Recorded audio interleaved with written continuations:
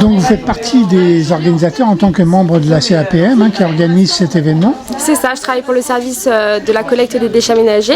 Et cette semaine, c'est la semaine européenne de la réduction des déchets ménagers. Donc à cette occasion, on a organisé le salon du textile responsable. C'est la première édition, oui tout à fait. J'ai été embauchée cette année, en début d'année, en septembre. Donc c'est la première fois que j'ai eu l'occasion d'organiser cet événement. Tout à fait, j'ai quelques contacts sur le territoire, des associations et des entreprises qui travaillent autour du textile. Et l'idée c'était de les interpeller pour qu'elles puissent participer à ce projet à mes côtés. Alors, pourquoi vous faire héberger au musée de la Grande Guerre ? Alors en fait ça s'est décidé assez rapidement d'organiser cet événement, on n'avait pas un délai qui était très long et le musée de la Grande Guerre s'est tout de suite porté volontaire pour nous accueillir. On a essayé d'avoir d'autres lieux mais c'était pas possible, donc au vu du délai qu'on avait, on a eu le musée de la Grande Guerre. C'est vrai que c'est original mais au moins on a une salle. Alors le public visé pour ces ateliers, c'est plutôt les jeunes, les adultes C'est plutôt les familles, les ateliers sont accessibles dès le plus jeune âge, c'est vraiment des ateliers accessibles pour toute la famille. Donc c'est vraiment de toucher un petit peu tout le monde, des plus petits aux plus grands. Caroline, je fais partie de l'association Ecolab, je suis artisan moi-même et nous avons créé une association d'artisans qui valorise justement l'upcycling, le travail en fait de la matière première déjà existante. Donc tous nos artisans qui sont référencés, qui vendent des produits dans notre boutique sont des artisans qui travaillent sur des matériaux qui existent déjà et plutôt d'aller se fournir à l'autre bout du monde, ils recyclent, ils retravaillent, ils revalorisent des matériaux qui auraient été destinés à être mis à la poubelle. D'accord, et là votre atelier, vous organisez? Alors nous sommes deux artisans de l'association Projet Ecolab. J'ai un atelier ici de couture réparatrice basée sur une technique japonaise qui s'appelle le sashiko. Donc c'est reprendre en fait des tissus et du coup cacher mais valoriser en même temps le côté en fait usé du vêtement en lui trouvant une décoration, en créant une couture, une broderie décorative. C'est vraiment le concept de mettre en valeur en fait le vêtement qui a déjà été utilisé. Du coup c'est vraiment un supplément d'âme de dire voilà il a été utilisé, il est déchiré, c'est ce qui fait aussi sa valeur aujourd'hui. Plutôt que de le mettre à la poubelle, on le retravaille, on lui donne un côté modernisé avec cette technique-là.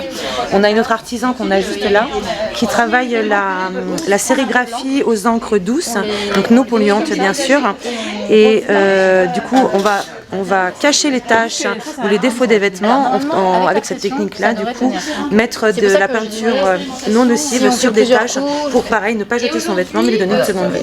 On va essayer.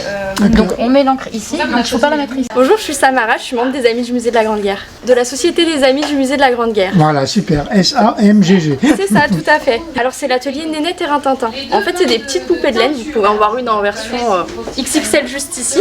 C'était des petites poupées de laine faites par les enfants durant la Grande Guerre avec les restes de laine.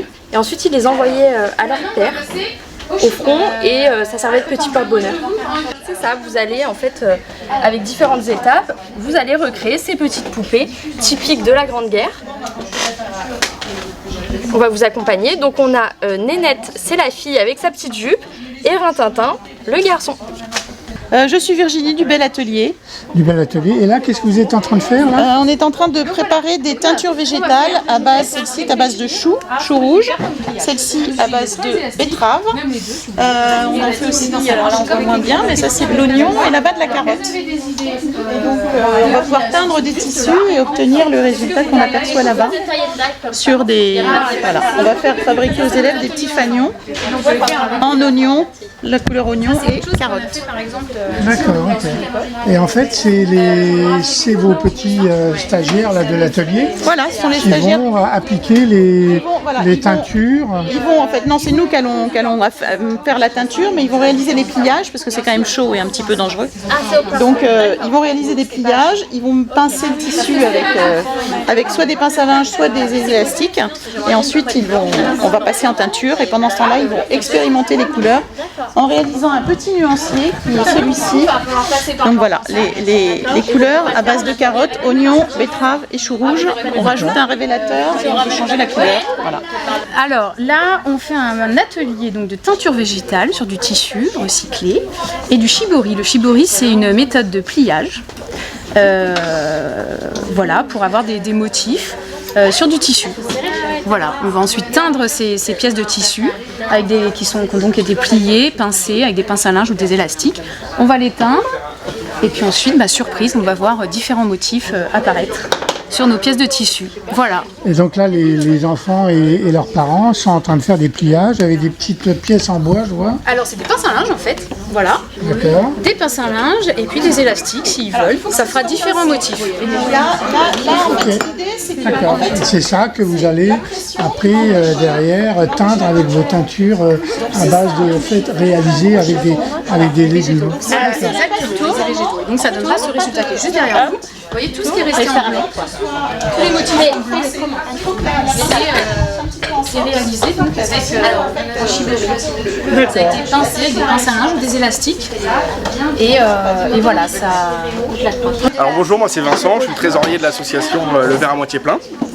Et donc là aujourd'hui on est venu pour proposer 2 ateliers. Donc le premier atelier c'est l'atelier Furoshiki, c'est une méthode japonaise qui permet de limiter les papiers cadeaux pour les emballages des cadeaux de Noël.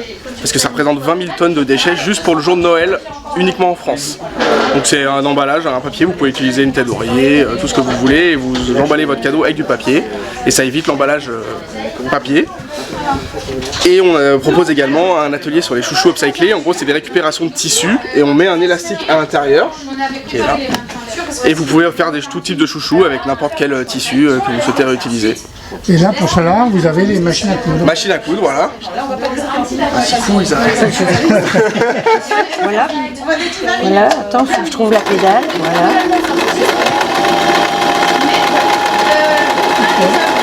Voilà. Et donc là, dans vos ateliers, les gens viennent avec leur propre tissu ou c'est vous qui... Non, on peut le fournir, les gens peuvent venir s'ils ont un motif par exemple qu'ils aimeraient mettre, ils peuvent venir avec leur propre tissu et sinon on peut proposer aussi du tissu que nous on récupère en amont. Et on a une boutique donc dans la rue Saint-Rémy, maintenant l'association, on a un local et donc on propose là-bas des ateliers, il y a de la vente de vêtements de seconde main et de la location de vêtements également pour éviter l'industrie du textile, toute la pollution textile qui existe dans notre monde. Voilà. Bonjour, je m'appelle Ginette. Et donc vous êtes en insertion et vous travaillez pour l'association Harry. L'association Harry Horizon. Alors c'est quoi votre activité? Alors moi je suis vendeuse, je suis dans le textile, dans le magasin. C'est-à-dire je trie derrière et je mets en rayon pour la vente. D'accord. Alors votre magasin, il est où votre magasin? C'est à Meaux, tout près de l'Éclair. Je suis dans la zone industrielle. D'accord. Et là, en fait, les gens viennent pour acheter donc des vêtements de seconde main, c'est ça? Oui, voilà.